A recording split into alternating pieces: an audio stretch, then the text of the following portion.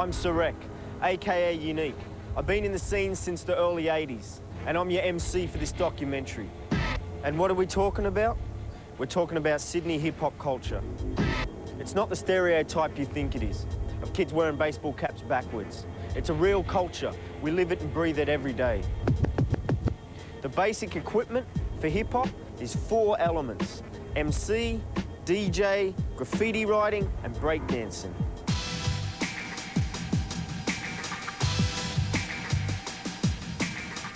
The MC is basic equipment. What we always do is grab the microphone, talk facts, especially in Sydney hip-hop, you know, that's important, so we keep it real. The breakdancer is basic equipment. Skills, stunts, tricks, falls, bruises, you know, you name it. Break's got a lot. It's everything, isn't it? It's like you're doing stuff that people would never imagine could be done. The DJ is basic equipment. I'm not a musician. I'm a beat magician. Casting spells on 12s is my mission. The graffiti writer is basic equipment. I'm gonna be painting when I'm fucking 60, 70 till I die. I don't give a fuck. But first up, the MC. You might know him as the rapper, the master of ceremony. He's the one with the power of the spoken word. The MC is the journalist, the poet, rhymer and storyteller, proclaimer of the vendetta. And nothing sounds finer than a sharp freestyler. MCs know when to rocket and reveal like a prophet. MCs, we use our voice as the medium. The people, we start feeding them with information to be free again. Yeah, we're leading them to see again. Correct MCs elevate mind states just like helium. Life of the party, give us sustenance, sustain like Kellogg's. And that's why I'll be busting this. Slickism represents the real fake MCs. I killed the skillless, I live ruleless when I do this. Well, my name's Slick the Elite, and I hail from Eastwood in Sydney. You could probably call that the inner western suburbs. And my original background is Lebanese. Slick the Elite because I'm sleek, slicker than sleek, and I'm the elite. Grabbing a microphone till you can't compete. For the blacks in America, you know, it was a music for the minority. It was an expression of people that were in misery, humiliated, being prejudiced. I could relate to the same sort of oppression, like being called a wog in school, you know, being the minority, being the underdog, having to come up all the time, having to fight, just on a smaller level, fighting for your rights, you know, every day. The MC is the journalist, the poet, rhymer. Well, I've done a little short rap about MCing. The MC is the poet, rhymer, storyteller. We use our voice as the medium. So when I rap, I talk about being a wog, having wog parents, growing up, the shit we go through in Sydney, the coppers, the government, the racism, the fun, the good, the bad, the partying, everything. For me, that's keeping it real. That's a representation of what I am and what I stand for. I don't know, I think the hip-hop heads in Sydney, they mightn't be black, but they're rap naturals, you know? Step back, step back, step back, step back, cause I'm on a web attack. Step back, step back, step back, step back, cause I'm on a web attack. Yo, suckers, it's a funnel web attack. Hey, suckers, it's a funnel web attack. Yo, dickhead, it's a funnel web attack. Yo, suckers, it's a funnel web attack. My name is Paul Skibberus, also known as Case, and also known as Funnel Web as an MC. Funnel web, funnel web, funnel web, funnel web, funnel web, funnel web. So what we're talking about in Funnel Web Productions, which really means fuck well power, is all about the bullshit that everybody knows but is scared to talk about. So we're doing the talking for them. Stop! Let's take a look around. Cannot escape, no exits are found. This is a place down here where we express ourselves through graph, a place where we can relax, you know what I mean, and not have any worries about being seen by the police and that. And we're just trying to make it look a bit better, you know what I mean, than just like a load of crap they looked like before. Now, a lot of junkies used to come down here before and shoot up and that, and we're trying to get rid of all that crap, you know what I mean? Coming out of my grave, I wasn't born to behave, I wasn't born a slave, but I was born to save mankind. As I take us through a new time, of course, I've got the soul force. I've tried alcohol, I've tried smoking marijuana to get a high off life, but now I don't even need that shit because I just got the hip hop and that's my drug, you know. I don't need that kind of shit. I've got good friends and shit like that. Young kids that used to steal cars and take drugs and stuff, I get them into rhyming, I get them into scratching, into you know, writing, breakdancing, you know, graph, the whole works, you know what I mean? They're feeling good about themselves most of all, because that good shit comes out of it. About 6 months ago, like, I was knocking off cars, you know, 20 cars a week. But now, you know, like, I've got another family because I've never had a family. My parents left me when I was 1. And, you know, since I've met Paul Case, it's changed my life, you know. I haven't knocked off cars, haven't done this, haven't done that, you know. It's fully changed my life, and just hip-hop rules, mate. You asked us how we use hip-hop to fight the system. Well, being original fights the system itself, because you haven't been trimmed down as a character. Come a little closer, let me tell you something. I put it in a riddle while these beats are bumping. I'm talking low so no one else can hear. Cause we got a plan that's underground, they might fear. People like us who they call rebels and rejects. But really we got freedom of rights and to protect. Instead they give you freedom of speech so they know your inner thoughts. I don't teach people how to rap. I bring out what they already have. And I'll sit there talking to them for about an hour about their life or what goes on, whatever. And I'll say, that's it. That's what you got to talk about in your rapping. I'm 20 now, probably from about the age of 12 to about 19 or so, that I've spent a lot of time in psychiatric wards and sort of asylums and things because I couldn't go with the system, but I didn't understand why, and I was told that I was crazy and stuff, and people hear my rhymes and stuff and they think that's crazy shit, but then they got to listen deeper to hear the message. Lowering myself down to the mic by a single thread, a weather acting body with a fucking answer. Somebody grafted on, now I was born. The perfect example of a deadly new high, but a revolution is on. I probably for about a year I just spent in bed, just depression, just a whole year in pretty much in bed. And now I'm doing every day. I get out and I love living life, and I just that's thanks to Case and that, you know, and the Funnelwood crew. Step back, step back, step back, step back, it's a funnel web attack. Step back, step back, step back, step back, it's a funnel web attack. I'd like to say a message out to all you hip-hoppers out there. This is the only thing we've got on the street that's fucking really ours, and we can't let it be systemised like everything else, because once they get a grip of it, they'll bring it into schools, and then, like, you know, they're bullshit, you got to pay for this, pay for that. This is the only thing that we've got left that is completely ours. Self-expression. So let's keep it real, eh? FWB Army, FWB Army. The system called it breakdancing. Molly Meldrum labelled it rap dancing. We call it b-boying or b-girling. In hip-hop, it gets big respect. It's probably one of the most hardest forms of dancing in the world. B-boy, a.k.a. breaker, get it fatlays, ready for battle replay. Street fighting with skills in real tight, for working freezes, kung fu battle type of stances. Breaking, the lord of four dances, one of the 4 elements that make up the hip-hop culture. So how could it ever just be a fad, you jack? B-boy, spin like a tornado, then freeze like a sculpture. Yes, yes, or gather round, put open circle, watch us enter the center and go buckle with atomic drops, rocks, turtle hops, and you don't stop. Props to the real to keep it straight. Yeah, word up, Death Wish from Kilowatts, a.k.a. Convoy 31, Sydney, Melbourne, hip-hop connection. It's 15 years now, still at it, still breaking, painting and rapping, just living the b-boy life, straight up. One of the 4 elements that make up the hip-hop culture. Being a breaker myself, just wanted to remind people what breaking is about. It's a very strong battle-type dance, but at the same time, it is fun, you know what I mean? When I first started doing it, in 6th grade, not a lot of people knew what hip-hop was. When I went into a school talent quest type thing in 6th grade, I come out breaking and rapping, and like probably only a couple of people in the whole school had seen this type of thing before, so the whole place freaked out. In '84, it was large. A couple of years later, a lot of people stopped doing it, and a lot of people called it a fad.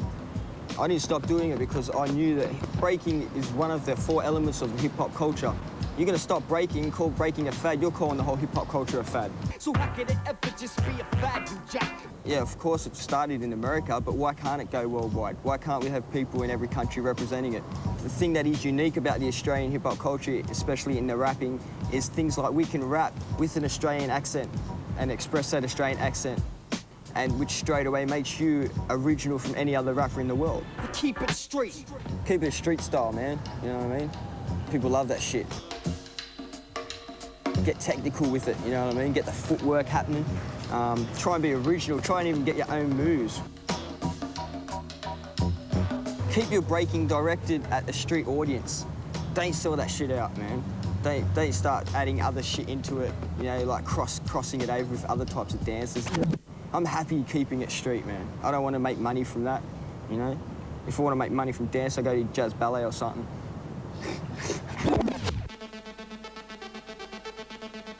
Okay, I'm C's and exit. Well, the DJ used to play a break, which was like a sample to play a break, different, maybe a tune from somewhere, or a breakdown and beat. A particular break of a track would be a segment of the track that would be known as a break, and when the DJ played that break, then the guys would break.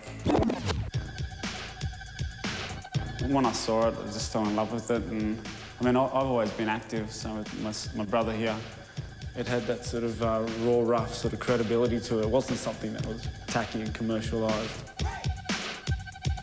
Today, in the 90s, it's come back and it's gained its respect again. It's people are seeing that it's been around and it still is around, and it just wasn't a fad.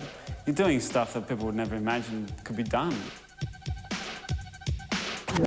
In our time, we've just mostly concentrated on the power moves.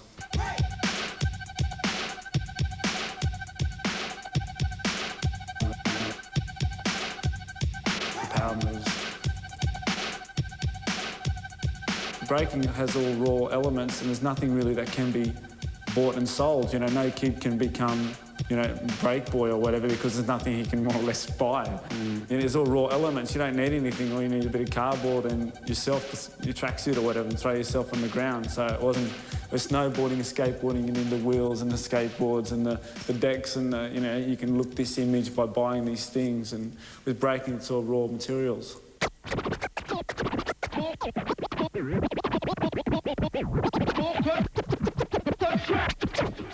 Hip-hop's come a long way since the early 80s. Back then, there's a lot of conflicts with police, skins, punks, riders hanging on the streets, train stations.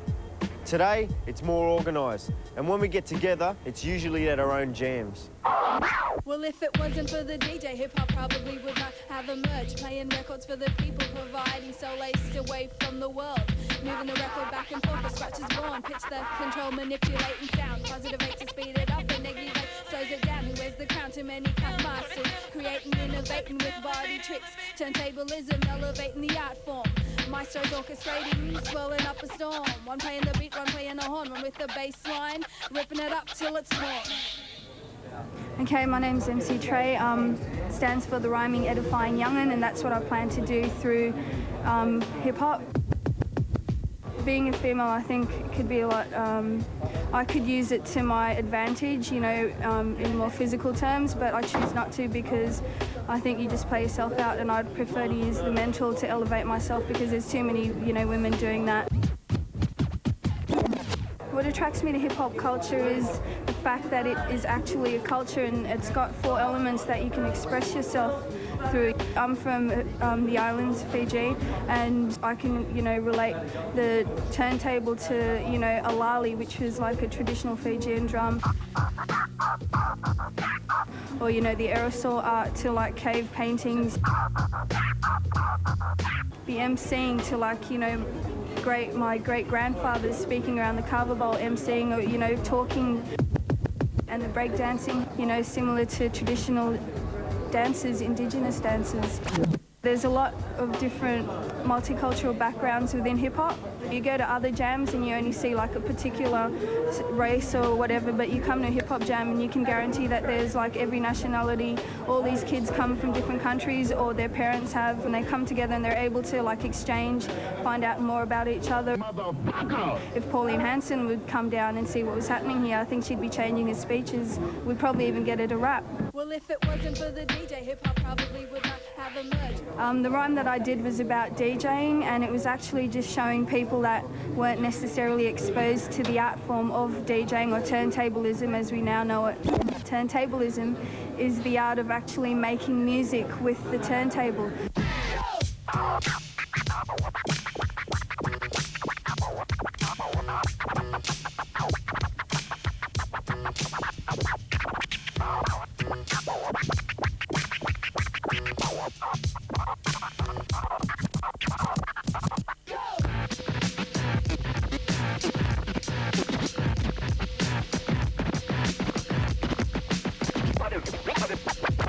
What is it? We're the Crossfader Raiders. I'm DJ ASK and this is DJ Bones. We're coming straight out of Concord West. What we're about is actually taking a DJ, which is a disc jockey, which type you'll find in a club, but swing it around and do tricks and make it more of a visual type of thing than just someone to come and listen to. Okay, the basis of a hip-hop DJ is basically using two of the same records and breaking it down. So we're going to use two of the same records to break it down. Break it down.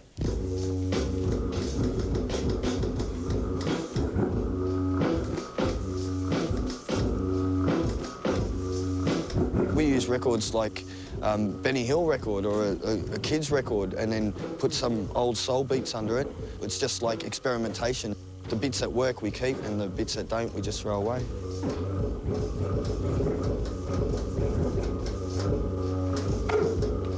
What attracted me was first, I went to a party and no one turned up except for the DJ. So me and my friend, we just ended up DJing and got the bug.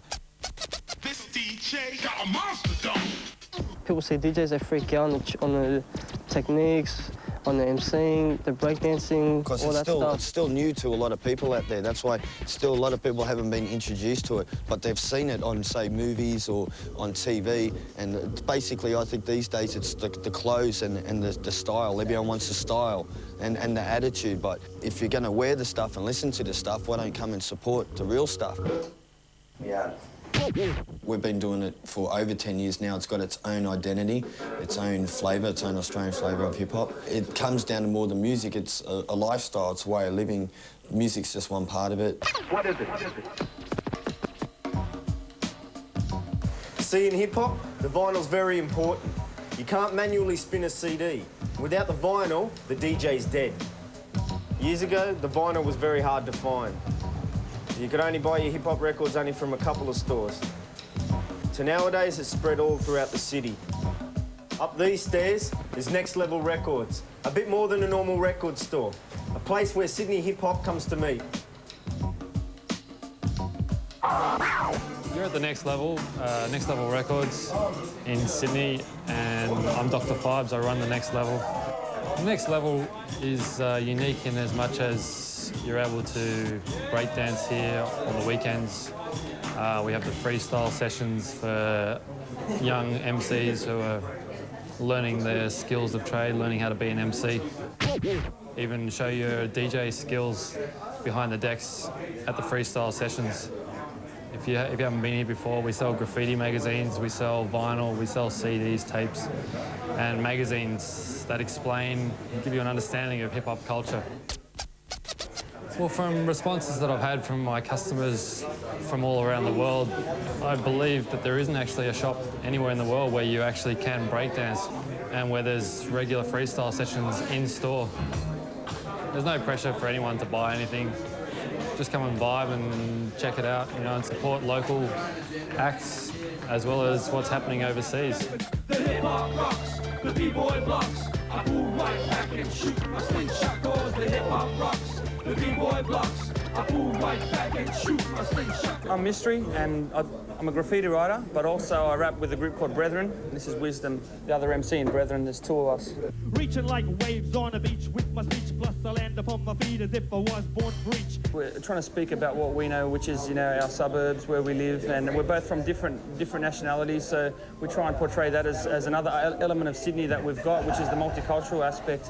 Also, both of us are Christians as well, so we always have elements of like spirituality and stuff like that in our rhymes as well.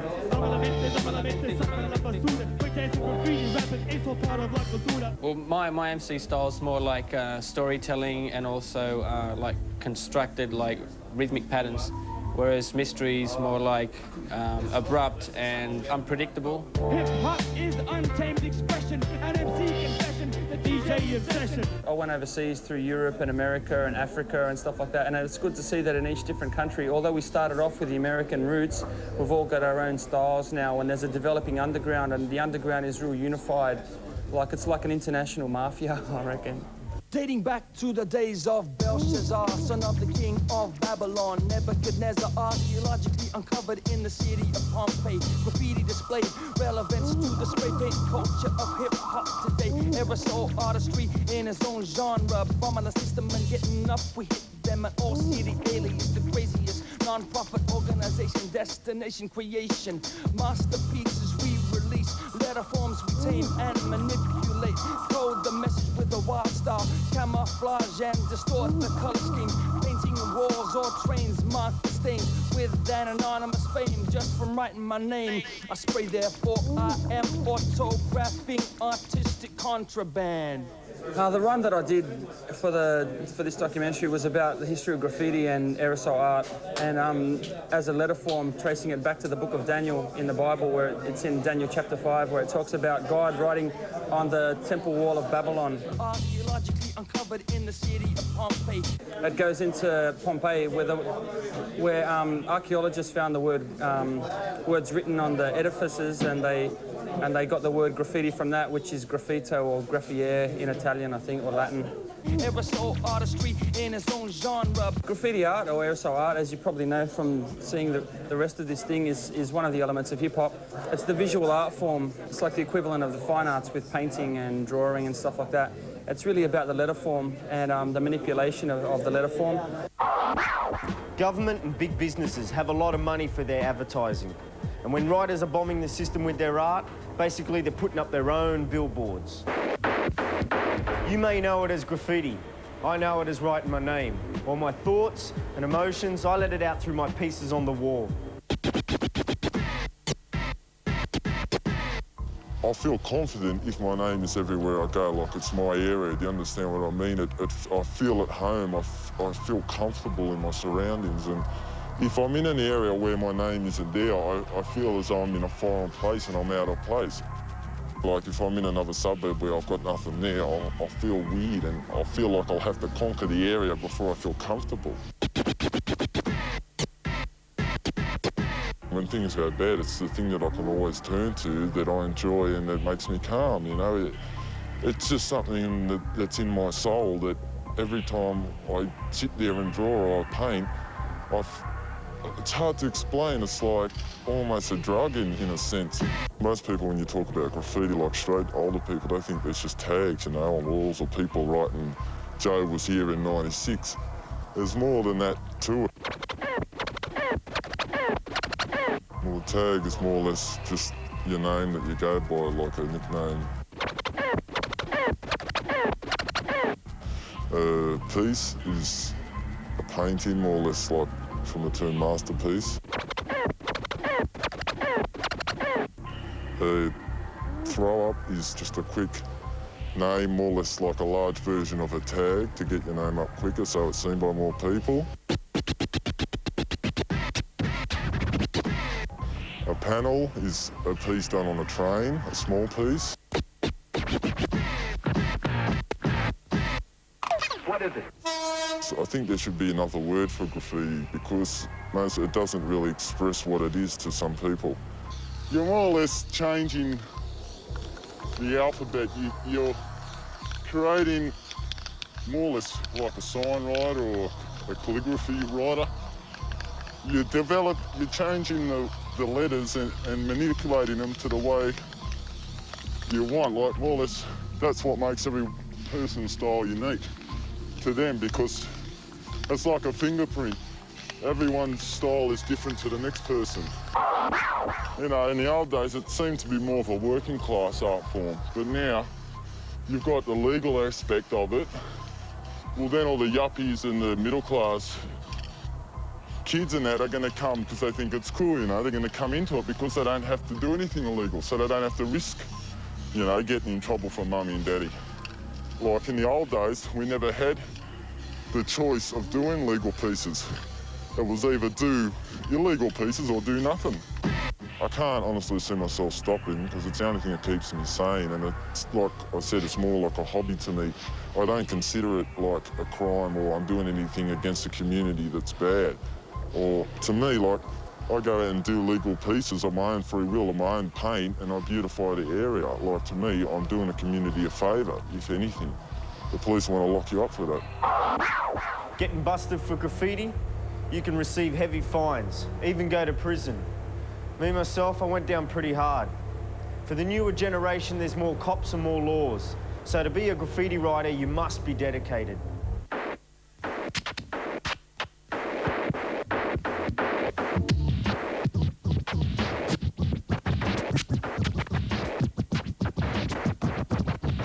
mainstream society can get fucked.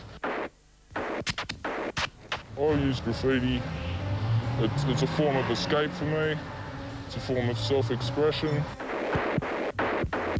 You see a train sitting still for more than 2 seconds, you're on it, you know? If you've got some implement, a pen, a rock you can scratch in the window, you're up, mate. You want to leave your name there. Someone's going to see it. You do one tag, one person sees it, it's done its job. Everyone knows the go. I love it, mate. You know, I'm there, it's a rush, you get smashed off paint, you look up and lay up, there's boys, you know, it looks like a discotheque with all smoke flaming everywhere. Boys are just running around everywhere, grabbing paint. It's sick, mate. You know, I've had some quick tell me in the yard, you know, I've got ya. And he's still getting compensation payouts from SRA dickheads, man. No one can stop graffiti, man. It's in your face forever. I can do graffiti in the book, I can do graffiti anywhere. I can sit there on the toilet wall, I can drop tags, or I can go out and paint a train. I can do a rooftop, I can go drains, I can go walls, legal walls. I can do anything, mate. Do run-ups on buses and trucks and trains, planes, mate, I don't care. People come up to me and go, I like this stuff, but I don't like the scribble. Mate, if you're gonna like this, you've got to look at tagging and take everything, because it's all part of one thing, mate. You can't take one element of it and say, I like this bit, not that, you know? Get the fuck out of here! People may not be able to read what that says, man, but they can make their own opinion about it. You know, fair enough, they don't like it, they can go home, mate. I don't give a fuck.